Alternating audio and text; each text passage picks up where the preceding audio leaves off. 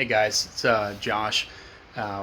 We got a little lull in the shop while we're waiting on some product to come in for our next build for one of our customers. We're getting ready to do that Facebook Live here in a little bit, but I did want to get in the shop and get something built today. And what I think I'm going to make is I think I'm going to make a American flag. It should be about 19.5 inches by 37 inches. I've already cut the lumber down to size. What I need to do now is square up these edges and then cut the slats out of it so I can get the 13 stripes, and out of those stripes we'll also get the union. So what I'm going to do is I'm going to square these edges up and get my slats cut, and I'll come back with you guys in just a sec. Alright, got my slats cut. Next step in this process is going to be burning them. Some people like to burn them afterwards, but I like burning them to begin with because I get to look at the grain. I get to pick the best grain to go on the front of the flag, and then I also get to stagger those the way I want to. So next step is burning, and I'll show you a little bit of that process once I get it set up, and then I'll just get to burning. Some people like a light burn. I particularly like a dark burn. On these, I think I'm going to burn into the grain and then scrape it, but I'll see as I start the burning process. Alright, typically what I'll use for burning is this benzomatic torch. Nothing special about it. Any torch will really work. I typically use a smaller torch because I'm usually trying to control the burn on this, because I want to make sure that I have the right texture that I'm looking for. And what I'll do with this is I will just kind of go over it lightly and start to bring out that texture in that grain. Kind of as you see, the lighter parts of this will pop at first, because what it does, that harder wood takes a little bit more to burn. So you can kind of see what it's doing. But that softer wood, that white wood, will burn first and get darker. Sometimes what I'll do with this is I will burn this to a char, and then what I'll do is I'll come back and I'll scrape it with a bristle brush. And what that does is that it'll burn away that light wood, and it'll raise the grain of the dark wood. So after you scrape it, what you get is a real interesting texture, and I do like the way that looks. But on this one, I don't think that I'm going to burn it that far, although we'll see as I get going on this. We'll see what that looks like. But what I'll do is I'll burn all the edges on all these pieces. The darker you burn this, the richer the colors are going to be. It's like setting the tone. The lighter the burn, the lighter the color will be on the stain. And we'll get to that here in just a little bit. But I'm going to go ahead and burn these, and then I'll show you the results. Alright, so I just finished burning these. And what we have were two different boards. So I like to stagger those, especially when we're using different woods, so we have different patterns on that. And what you want on your top left-hand corner is something that doesn't have a lot of knots in it. You want it to be pretty blank, because it's going to be pretty busy when you get your stars on there. And what you're going to want is that first 7 boards or slats to be pretty neutral in that, so it makes it easier when you're carving not to have knots in there, big knots. And you want it to be kind of uniformed in its appearance, although when you stain it, it'll uniform it up a lot better than what it is right now. But it just makes carving a whole lot easier. And when you're laying out the flag, the proportions, those first 7 stripes 1/3 is going to be your union, and then 2/3 is going to be the rest of your flag. And when you're also staining this, you're going to start with a red and end with a red, and you're going to stagger red, white, red, white, red, white, red, white, red, white, all the way down, and you should end on a red. If you don't start on a red and end on a red, you've done something wrong for the American flag. We also bought these stencils a while back. They make this process a whole lot easier. What I'm going to do off camera is I'm going to get that line on there for where the union is, and then what you're going to see when we come back is that I will have hammered where that union transition is on these stripes, a razor blade, and what that does is it breaks the top grain and gives you a nice clean line between your red and blue or your white and blue at this transition line where that union starts and stops on the flag. And then we're going to go ahead and start that staining process here in just a little bit. All right, like I told you, the next step was to stain, and I didn't bore you with all the staining part because my methodology for staining is apparently make a mess while I'm doing it. So I typically wear about as much as I put on a project.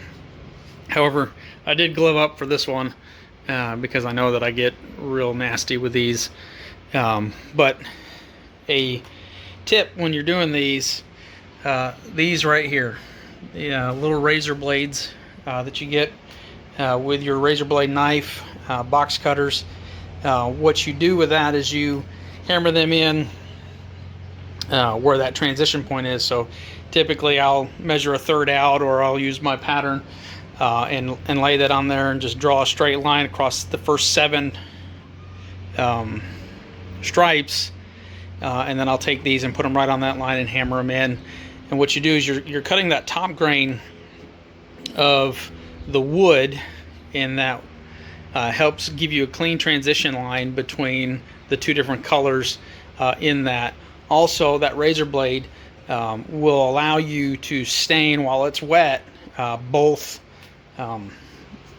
colors without having to worry about going back and trying to taping things and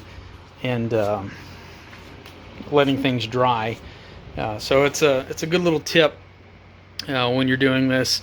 I would highly suggest a good brush or those foam brushes on these. It makes the job so much easier and is a lot less messy than a cheap brush is, unfortunately, which is what I had today.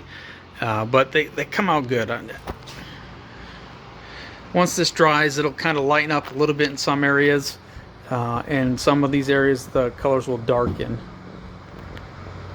So what's next after this dries is we'll do the assembly, then we'll lay out where the stars go, and then we will carve stars. Alright guys, it's the next day. Candy and I had some things we had to do. We had a Facebook Live yesterday, and then we had dinner with some friends. So I didn't get to finish this yesterday like I wanted to, although we definitely could have finished it, but I did let this dry. And what we're going to do now is do the assembly work. So I went and cut some slats from some of the leftover material. Now this project will take 2 full 2x4s. For those that don't know, a 2x4 is not truly a 2" by 4" board. It is actually 1.5 inches by 3.5 inches, and by the time you've done squaring everything up, you're going to end up with 1.5 inches thick, 1.5 inches thick by about a 3" board, which will leave your slats to be about 5/8 thick. And then with the leftover pieces, which this should be 19.5 inches long, I cut these slats at about 19 inches, and then which left about 18.5 inches. on the last set, but it's more than enough to cover what we're going to do. You'll also, I don't know if you can see this or not, you're also not going to have truly flat pieces. This is one that's going to be an issue lying down. When I'm doing these, when I'm staining these, I will stain the top and the sides to cover any imperfections. If we don't get this truly flat, it's not going to be as visually noticeable, and it'll hide. And then if you have any gapping, you get twisting and warping in the boards. We'll be able to straighten most of this out once we get them clamped and glued. And then when these slats on there, it'll sure it up. Once that glue fully sets up, it'll be a strong joint and it'll be pretty flat. The importance, especially if you're carving your stars, not quite as much as if you're spray painting them, but the importance of when you're carving your stars is you want this union to be as flat as possible. And again, you don't want a lot of knots in your boards. You're going to want it to be pretty uniformed and pretty not a whole lot of detail in it, because the stars are going to take a lot of that detail, and if you have a lot of knots, it's going to make the carving process really difficult to get clean and even stars.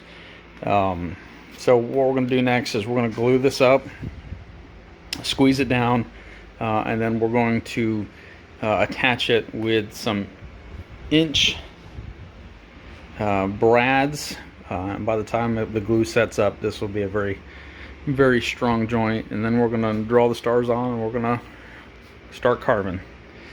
So next time you see this, it'll be glued up and secured, and we'll start doing the stars. Alright, so just finished getting this all tacked together.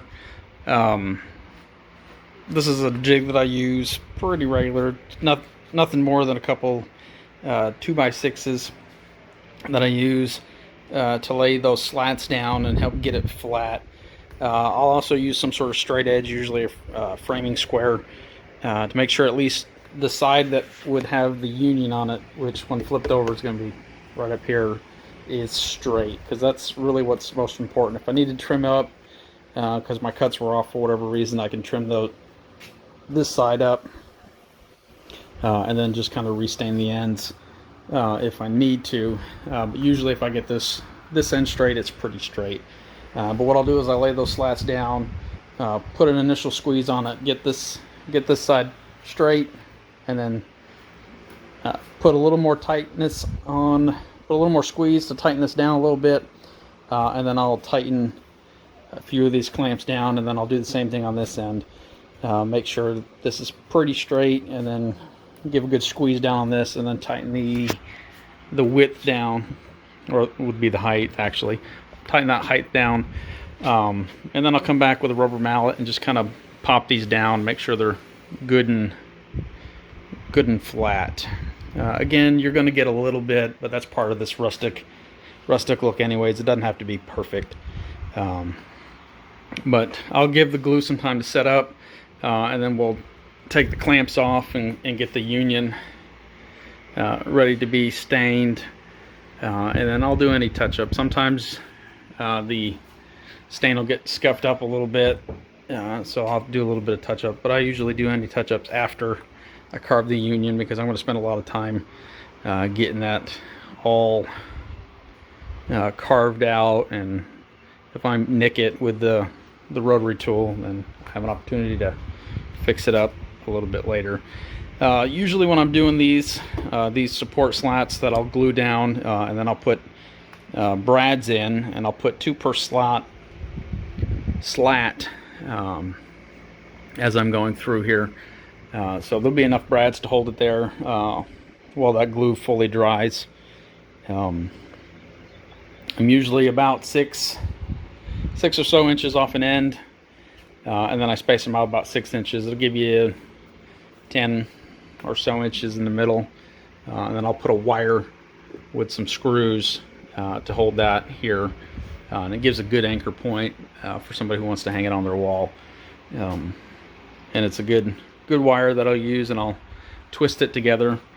So I have a 2-strand wire, good strength. That wire's will hold 120 pounds for 1 strand, but when you braid it together, you get about 250 pounds.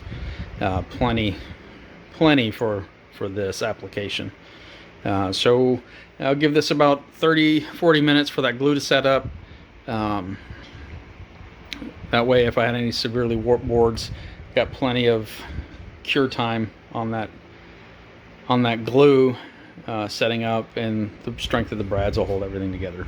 So next time we come in, we will start laying out and carving stars. All right, glue up is done. It is stars are laid out. I did that off screen, and I'm getting ready to start carving the stars. What I'll typically use is a Dremel tool. Very simple, basic tool. A lot of people have these.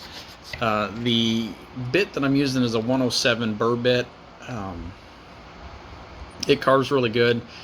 Some people would use a 105, and that's fine. You can get probably a little crisper point on the star, but I get a pretty good point on the star with the 107. Plus, it makes it a little easier when I'm carving out the majority of the body of the star. But typically, I'll just get my stencil on there, and I'll just start tracing them with a pencil, or a silver pencil, or a white pencil. A regular pencil works fine. It just gives you where those stars are. I had done this once before where I forgot that the point of the star is supposed to be to the top. That became a pain, because then the pencil had scored it, and you could see it in there, so I had to sand that down and then start over, and then kind of lay it out with stain it kind of in its place. So that wasn't fun. So make sure your points are up if you're using a template or you're drawing them on there. But really, you're just needing an outline. You're just needing an outline that gives you the points where they're supposed to be at, and then you can get it with the Dremel tool. Typically, when I'm doing these, I will use the Dremel, and I'll make that pass because I got the board in a good spot, and then I'll come back and I'll make this pass on all the stars. Then I'll turn the board and get comfortable, because you're going to be in here for a while if you're using the Dremel tool. So whatever you can do to make it comfortable. Some people carve them, and they carve them 1 star at a time, but I find it kind of helps not having to turn the board so much if I just do one of the same on each one of the stars, and then come back and then do another one, just outlining it one section at a time, and then come back and then fill in the body with that burr bit. Makes it easier. So it's going to start the fun, arduous process of carving. All right, finished carving the stars. Again, they don't have to be perfect, in my mind anyways. I mean, we are going for a rustic look. It helps every once in a while, you know, after you carve, kind of come in here with the torch again, and just kind of touch it up a little bit. What that actually does is help burn off anything that may have been hanging on through that carving process. But it just kind of cleans up the look. And usually when I go through and touch up with the torch, I'll just kind of hit a couple other spots on there just to give it a nice look. I do like the way this came out. And for the first time using the 2x4s for this, I think it came out pretty good. Learned a couple things along the way while I had the